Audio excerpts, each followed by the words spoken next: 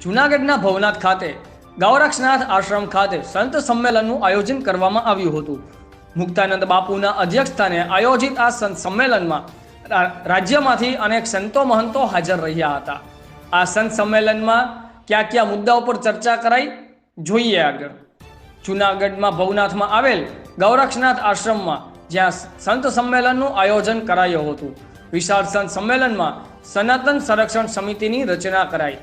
ગુજરાતમાં એક સાથે તહેવારો ઉજવાતા ઉપરાંત સનાતન ધર્મને લગતી બાબતો પર નિર્ણય કરાશે।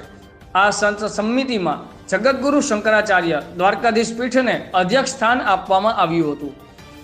ઉપરાંત શેરનાથ બાપુ, મુક્તાનંદ બાપુ, ઇન્દ્રભારતી બાપુ, કરશનદાસ બાપુ, દિલીપદાસ મહારાજ, પિયુષ બાવા, વૈષ્ણવ આચાર્ય સહિત 41 સંતો મહંતો હાજર રહ્યા હતા। વિશાળ સંત સંમેલનમાં અન્ય પણ કેટલીક મહત્વની સમિતિઓની રચના કરવામાં આવી।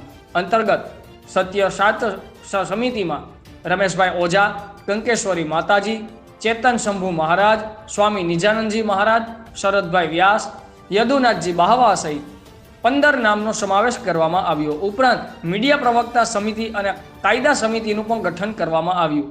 આજના આ સંત સંમેલનમાં સ્વામિનારાયણ સંપ્રદાયના સાહિત્યમાં જે કાંઈ પણ સનાતન ધર્મ વિરુદ્ધ લખવામાં આવ્યું છે તેને દૂર કરવા માટેના પ્રયાસોની ચર્ચા કરાઈ હતી।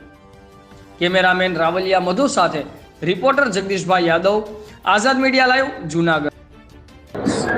હિન્દુ સનાતન ધર્મ સંરક્ષણ સમિતિની રચના થઈ આપણે સૌએ એ વાત નિહાળી, એમાં કેમની નિયુક્તિ થઈ છે એ પણ આપણે જાણી છે।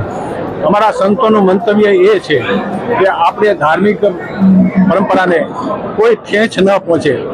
આપણે જે કામ કરી રહ્યા છે પોતપોતાના આશ્રમોમાં, પોતપોતાના મંદિરોમાં, આને ક્યાંય અન્યાય ન થાય।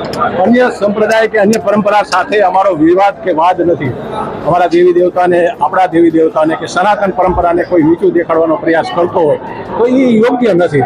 અને આ બધી બાબતોને ધ્યાનમાં લઈ અમારી નાથ પરંપરામાં ગેડીનાથને વિશે કોઈ જો અવળું બોલતું હોય એ સૌના દિલમાં દુઃખ થાય છે। રામ પ્રત્યે કે શિવ પ્રત્યે કોઈ અવળું બોલતું હોય તો સૌના દિલને દુઃખ થાય છે। અકારણ આ અવ્યવસ્થા ઊભી ન થાય એટલા માટે હવે સૌ સંતોએ નક્કી કર્યું છે કે જે સમિતિ નક્કી કરશે એ આગળને સમયમાં કામ કરવામાં આવશે।